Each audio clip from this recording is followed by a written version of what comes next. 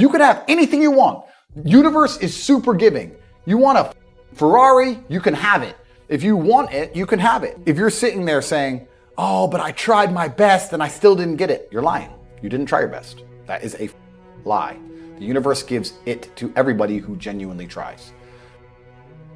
I want you to get pen and paper and write down everything you want to achieve in the next 4 years, the children you want to have, the car you want to drive, the money you want to make. I guarantee you every single thing you write down on that piece of paper is going to come true. Because when you've come from the absolute bottom to the absolute top and you've done it all off of your own back and hard work and dedication and never missing a day, the only shortcut to life is to never miss a day. One, because of compounding interest, and two, because sometimes you get lucky. And you'll never miss a lucky day if you try every day. If you don't try every day, you might miss your lucky day. And that's what people don't understand. If you never miss a day and you never don't try and you're always on time, was I late today? No, on time, and you try and improve every aspect of your life and you're a professional and you try and make sure that you analyze your decisions, you give yourself feedback, you don't make mistakes, you're not lazy. If you try and you make it to the top, you end up elitist because you look at the people down below and you're like, well, why didn't you try? I did. Oh, I did too. No, you didn't. That's a lie. Most of these children today are so messed up from TikTok, they can't even focus on one page of a book, any book, because all they do is scroll. Have you ever seen someone on TikTok, how fast they change video? Yeah. Their minds are gone. You can't even sit them down and teach them anything. That's a mental trick. You have to rewire your brain. And the reason your brain needs to be rewired is because anyone who is watching this stream below the age of 30, your brain is already broken. Watch your friends when they're on TikTok. How long can they even focus on a video before they have to change? Half a second, maybe.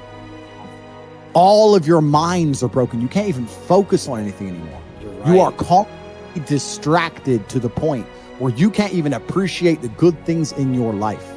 You're distracted. Your minds are broken. You need to rewire your mind and resist the slave programming. If you cannot control your own mind, then you go through life with zero control, zero influence. You can't control anything. You're just a feather in the wind, waiting for life to blow you from happy place to sad place to happy place to sad place, completely hoping on the gods to be fortunate to you, because if any genuine discomfort comes your way, you're... Truthfully, a man, I believe, is being able to do the things that are hard or do things you don't want to do because you're supposed to do them. I think that's what a man's always been. A man is supposed to be strong. He needs to be strong, so he has to become strong. That's his job. A man is supposed to be brave. It's not that you can't feel fear, it's that you have to be brave. Oh, an attacker's here. I'm afraid, but I'm a man, so I will go and engage the attacker. It is my job. I say that life as a man is exceptionally difficult.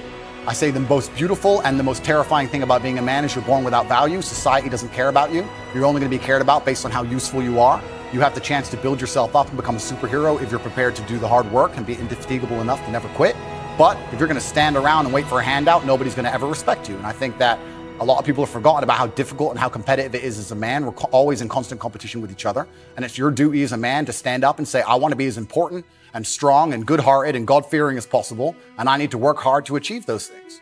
I can't stop myself working as a person who doesn't need money. And then there's people with no money who don't work. It blows my mind, which is why the winners are winners and the losers are losers. Losers do a little bit of work and rest. Winners work as hard as possible and worry they're not working hard enough.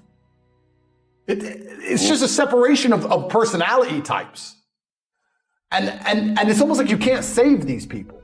I have something I sent in my email recently. I said, you could give the average man a brand new Ferrari and a roadmap and a coffee and a full tank of gas and tell him the destination, success. And halfway along the drive, he'll quit because it's too far. No matter how well you set it up for people, they'll quit. You may have accepted the matrix telling you that you now have an excuse to fail, as opposed to using it to grow. But every single man of value went through trauma and they went through pain. It's going to be painful to get strong, painful to get rich, painful to become important. It's going to be painful to become good with women. Your heart's going to get broken a bunch of times. You have to be prepared for the pain. If you're not ready for pain, you're never going to be anything that matters. So Justin just absolutely and utterly nailed it. My kickboxing coach used to say to me, I used to come in the gym, say, what do you hate the most? And I said, I hate running. He said, okay, you're going running. Say, why? He goes, because whatever you hate is what you need.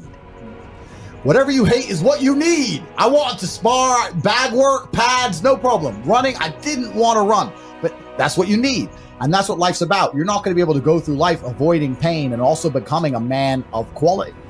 You're going to have to be that guy who's been through so much shit that he can wake up and go, this ain't nothing. This ain't nothing compared to back then. This ain't nothing compared to that time. You know, and if you're not going to be that guy, then you're going to always suffer the consequences of not being that guy. There's pain to become important, and there's pain in not being important. So you have to make a choice. So I think Justin absolutely nailed it. I think his answer is even better than mine could be. You need to find something you're afraid of, find something that could hurt you, and go do it. And that's one of the great things about being young, right? You're basically superhuman. Yeah. All of us are our age. We're all in our 30s. I remember when I was 21, like I had Wolverine-like healing abilities. And this is actually one of the problems with the world today. I noticed the internet fucks up because we have all these youngsters who have a voice. They all think they know something on Twitter and on the internet, these kids, right? When I was 23, 22, I didn't know shit. I'm 35 now. I'm one of the smartest men on the planet. And when I was 23, I didn't know shit. When you're 35, you're definitely going to still be a dumbass. So when you're 23 like you are now, you don't know anything. Your only attribute is the fact you have Wolverine-like healing abilities and you're not using it. Stop talking, start listening, get out there, get hurt, get the back up. You should have no interest in what people think about you. That makes you insecure. And that is the largest psyop in history. To wake up and say, I'm not going to be successful. I'm not going to be strong. I'm not going to be interesting. I'm not going to go out there and test myself. And I'm not going to put honor on my last name because I would hate for people to think I'm insecure. I'm secure. So it doesn't matter if you think I'm a loser. And it doesn't matter if I am a loser. So I'm just going to sit at home and I'm secure. No, it's not insecurity. It's called duty to your last name and honor. And that's just another one of the many different tentacles inside of the psyop octopus, trying to snatch any motivation left from the masculine spirit. If I was a man who was unsuccessful and I hadn't met my physical capability or my financial capability or my mental capability or my spiritual capability, I would be insecure. I would sit and say, this is a failed version of who Andrew Tate could be. They're beyond saving because they're the worst thing you can possibly be, which is a quitter. Being a quitter is the worst thing you can possibly be. God himself can't make a quitter important. Because the only reason the place you're trying to get to has value is because it was difficult to reach. If everybody could reach it, there'd be no value. Value is linked to scarcity.